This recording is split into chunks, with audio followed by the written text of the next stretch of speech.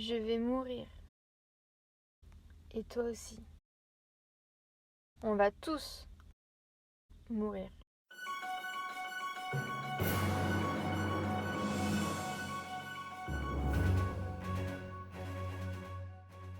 Tu n'en es peut-être pas conscient aujourd'hui, maintenant, car t'es tranquille chez toi en période de confinement, mais on va tous mourir.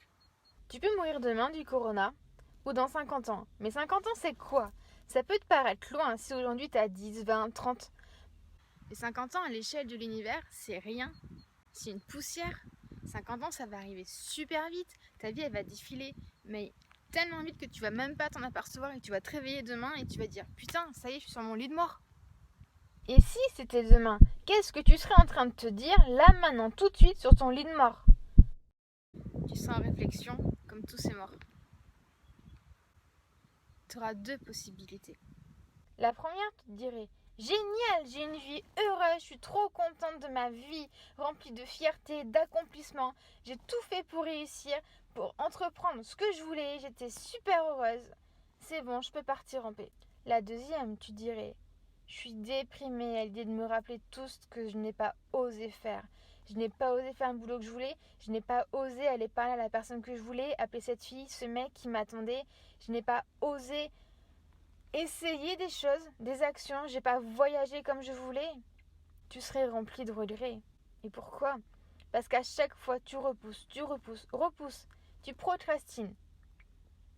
Et tu ne le fais jamais. Tu te dis je vais le faire demain, puis après-demain, puis dans un mois, puis... Tu auras plein de regrets, tu serais du coup déprimé. Et tu te dirais j'ai subi une vie et j'ai pas choisi indirectement. J'ai pas fait des choix. J'ai pas fait les choix qui me tenaient à cœur. Je peux recommencer à zéro? Eh ben non, c'est trop tard. J'entends souvent dire je n'y arriverai pas. Je suis nulle. La réussite est réservée aux autres. Je suis pas issue du bon milieu. Je ne prends jamais les bonnes décisions. Un jour, on m'a même dit pourquoi tu crois en moi? Est-ce que tu en as marre de te lever chaque matin et de te dire encore une journée non satisfaite, encore une journée que je n'ai pas envie de faire, encore une journée que je n'aime pas, où je ne m'écoute pas, où je mets mes envies, mes rêves, mes ambitions, mes compétences de côté parce que j'écoute les autres, parce que je n'ose pas m'affirmer, parce que j'ose pas vivre ma vie? J'ai peur. J'entends sans cesse à mes événements, j'ai peur. J'ai peur de quitter mon job.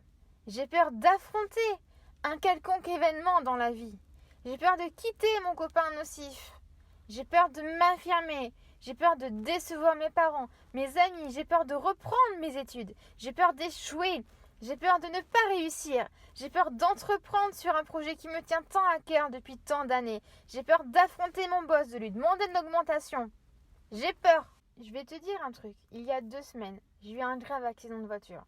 Je me suis retrouvée dans une voiture, je me suis réveillée, j'avais de l'eau jusqu'au ventre. J'avais la ceinture de sécurité, j'étais en jupe et derrière je pouvais pas reculer mon siège car l'eau était en train de monter. Elle montait et je pouvais rien faire. Par miracle, je m'en suis sortie vivante. Est-ce que toi aussi tu vas attendre d'avoir un grave accident de voiture ou d'un autre accident tout court pour passer à l'action, pour pouvoir t'écouter, pour réaliser tes rêves?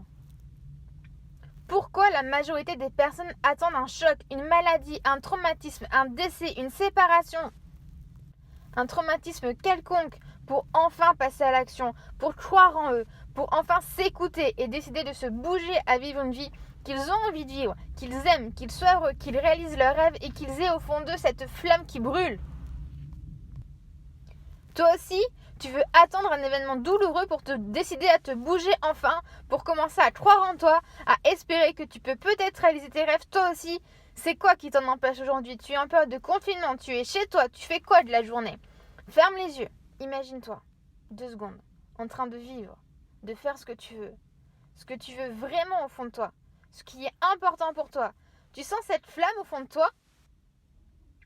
Oublie les rêves des autres, oublie ce qu'ils veulent. Oublie ce qu'ils croient. Oublie les autres. Oublie les images qu'on te donne.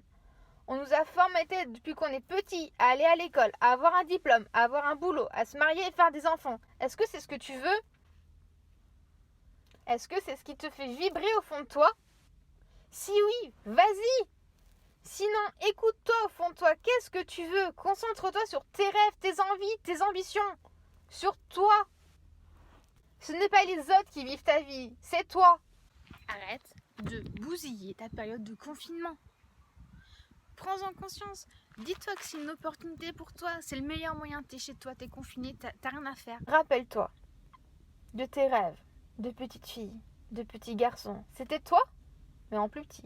Tu avais plein de rêves, plein d'ambitions. Tu voyais les choses en grand. Tu étais heureux, heureuse. Où sont passés les rêves de cet enfant? C'était quoi ces rêves?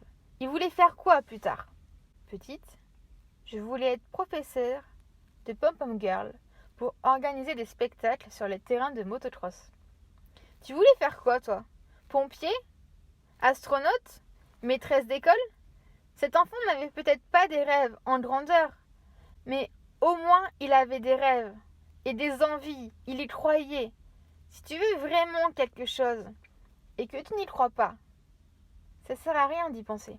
Prends une feuille et un stylo, tu fais 2 colonnes. En 1, tu écris tout ce qui compte pour toi, tout ce que tu aimerais faire. Quels sont tes rêves d'hier, d'aujourd'hui et de demain? En 2, tout ce qui va t'empêcher de réaliser tes rêves. C'est un pré-mortel.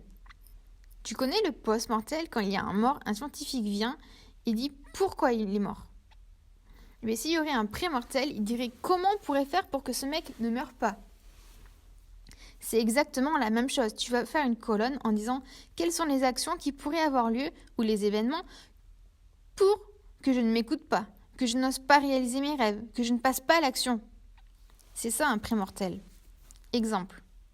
La procrastination, le fait de remettre les choses à plus tard, de ne pas travailler, de ne pas avoir confiance en soi, le stress, la peur, de raconter à tout le monde ce que tu comptes faire et d'écouter ceux qui te disent « mais tu n'y arriveras pas, ce n'est pas pour toi ». Tu ne viens pas du bon milieu, tu sais. En parlant de cette phrase, je me rappelle un midi, je mangeais chez mes parents.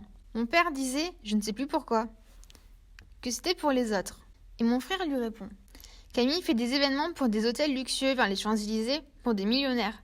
Chose qu'on m'aurait dit même une année avant, j'aurais cru impossible. Donc, raison de plus, crois en toi, arrête de te trouver des excuses.